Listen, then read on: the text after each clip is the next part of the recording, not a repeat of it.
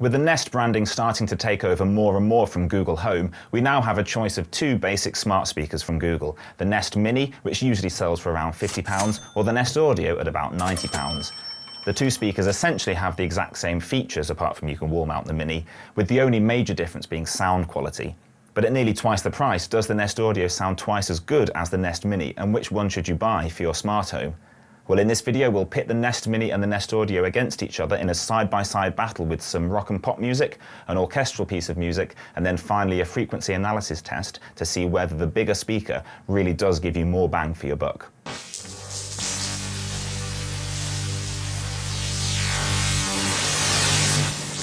Hello and welcome back to Switched On Network. I'm Paul FP, and these two speakers are, as I'm sure you'll already know, the Nest Mini and the Nest Audio. They're essentially the same gadget, the only difference being in terms of sound quality and the actual speaker inside. The Nest Audio contains a 75mm woofer and a 90mm tweeter, while the Nest Mini, at just over half the price, contains just a single 50mm driver. If you're a subscriber to the channel, then you'll probably already be familiar with how I do these tests, and I'll be using the exact same setup in the acoustic chamber as my recent video before Christmas comparing the Nest Audio to its predecessor, the Google Home. With both volumes set to the same level and bass and treble all on 0, I'll play the same track on each speaker and switch between them during the song without telling you which one you're listening to. I'll call them A and B, and I'll reveal which is which at the end of the video. First up, I'll be playing Penniless by Venus de Milo, which is from their 2020 EP Northern Lights. It starts with vocals on top of some steady kicks on the bass drum, so watch out for the clarity and how deep and powerful those thuds are. At about the 30-second mark, the whole band joins in so we can hear the full range of frequencies all playing at the same time. So pop on your headphones and have a listen and comment with which you think sounds better and why. Try not to read any other comments first, just listen and then type in what you think whilst the music is playing.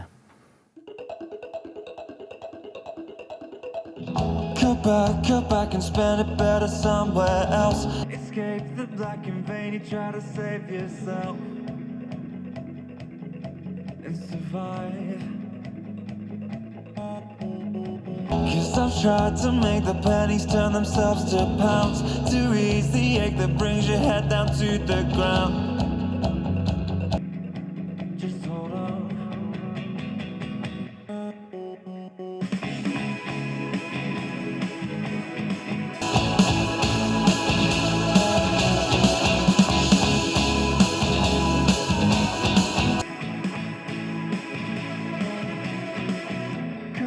Cut back, it's a game of swings and roundabouts. Live in the black or get a mortgage and a house and survive. But when the change in your pockets, all you've got to your name, and you're running round and round looking for someone to blame, but just remember, it's not yours. And now I've emptied out my pockets and I'm drawing a line. Paid up all my debts and taken out my mind. Everything you own.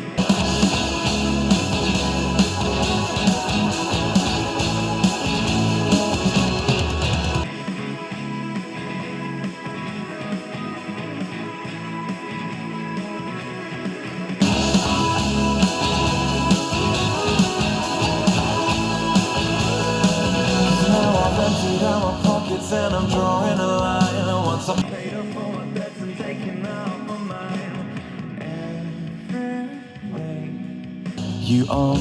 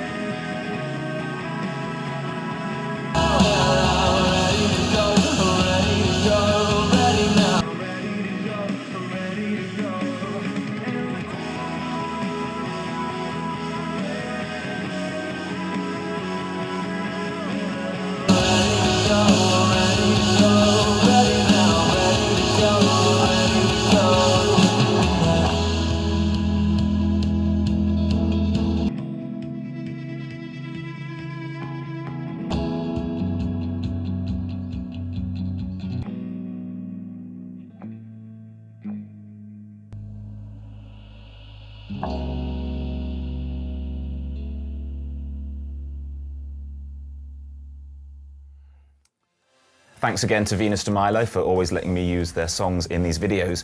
You can check them out if you liked the music. All the links are in the video description. So before we move on to the next test, if you've not already commented, press pause now and comment saying which you preferred, A or B, and why. Now let's listen to the difference between the Nest Mini and the Nest Audio on some orchestral music. So just like in the last video, here's Beethoven's Symphony No. 5 in C minor.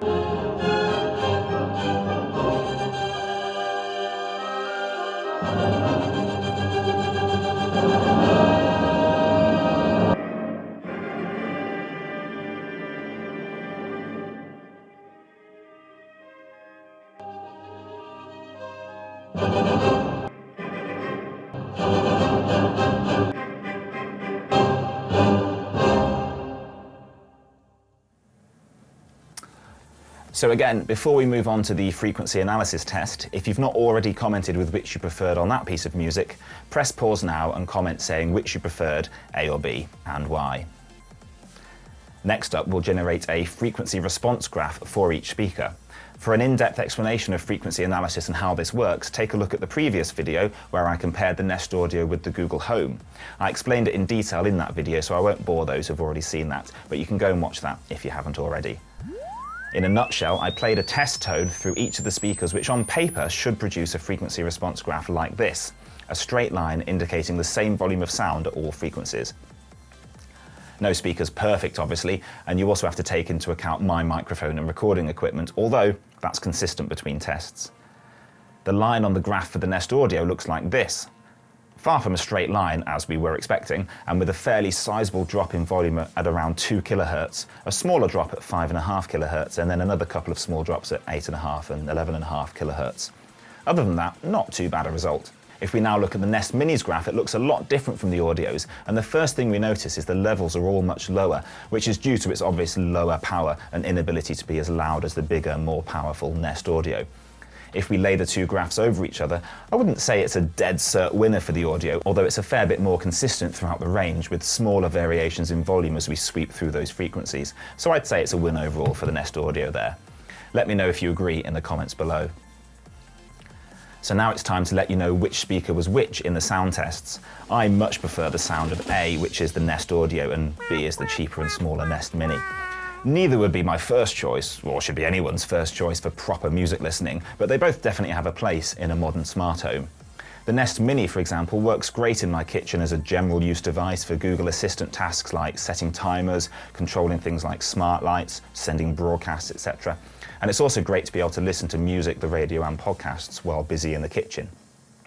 Clearly the Nest Audio is much louder than the Mini, but it's not just about volume, it's also a richer, more detailed sound with more power in the low end and with clearer mids and less tinny highs.